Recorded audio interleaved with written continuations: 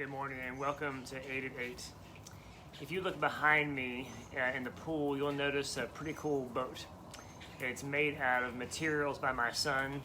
I think 3 different plastic bottles, straws, tape, all kinds of stuff that were repurposed to make a boat that would float in that pool.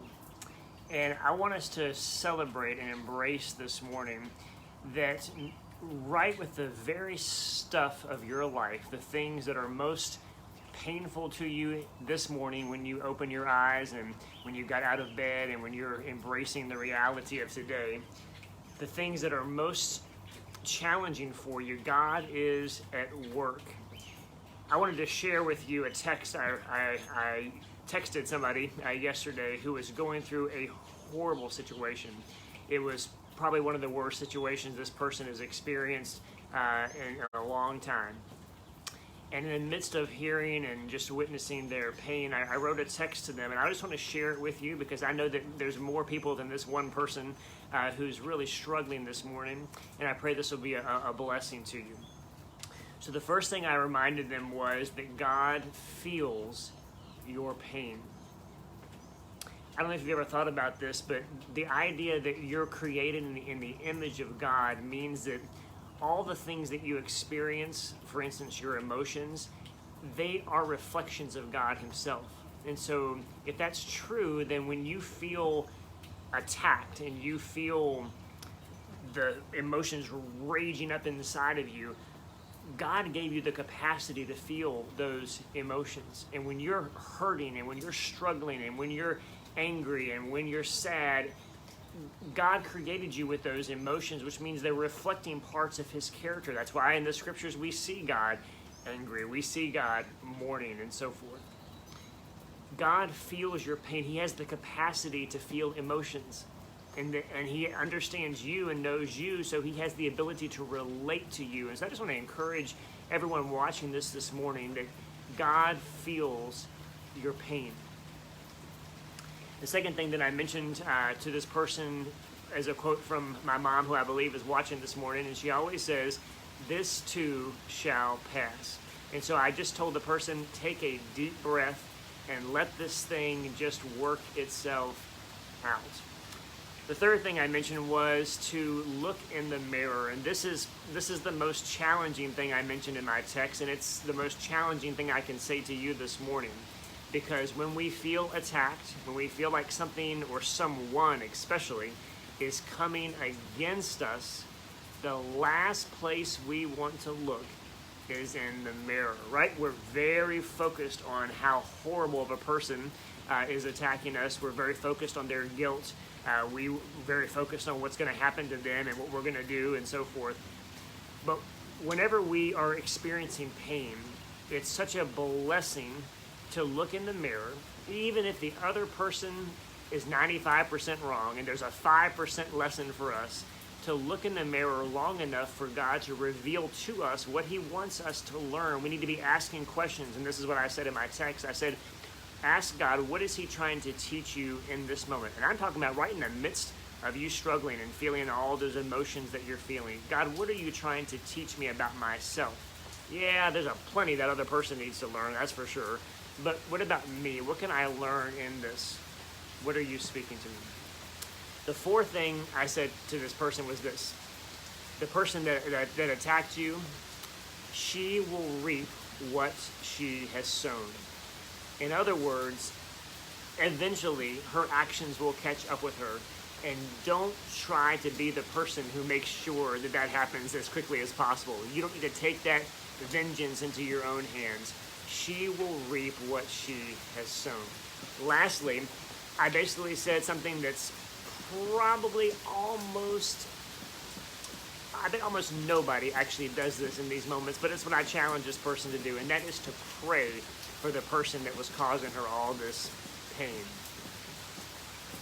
Jesus says to love our enemies, and when we feel attacked, when we feel like someone's come against us and hurt us in some way, it is so powerful just to take Jesus at His word that as we pray for people who are our enemies, that something beautiful will happen in our heart and for them. Like for instance, if there's a person who's attacked you or done something to you, and they definitely need a lot of change in their life, pray for that change to happen. Instead of trying to take it into your own hands, just ask God to bless them with the kind of change in their heart that they need so they won't hurt other people, okay? So that's what I share with this person who is hurting so deeply right in the midst of their pain. I pray that will be a blessing to you. And I want to share a song with you this morning that was sent to me by my friend from my church. She's a leader in my church. Her name is Lou. And a few weeks ago, she sent me a song that I haven't heard in probably decades. And so I just want to share it with you. It's from 1990, 30 years old, but it has a beautiful message for this person that was hurting yesterday. It's a beautiful message for you as you try to understand how God is asking you and leading you to respond through the pain that you're experiencing this morning. Remember that boat that was behind me?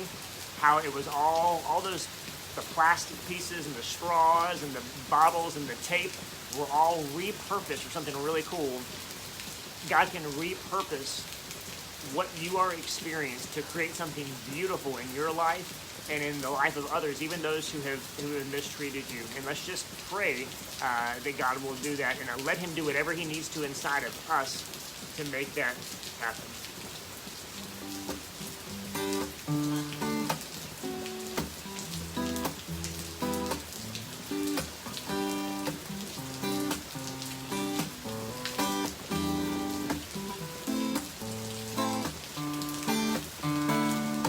God will make a way when there seems to be no way. He works in ways we cannot see. He will make a way for me, 'cause he will be my God. Draw me closely to his side with love and strength for each new day. He will make a way. He will make a way.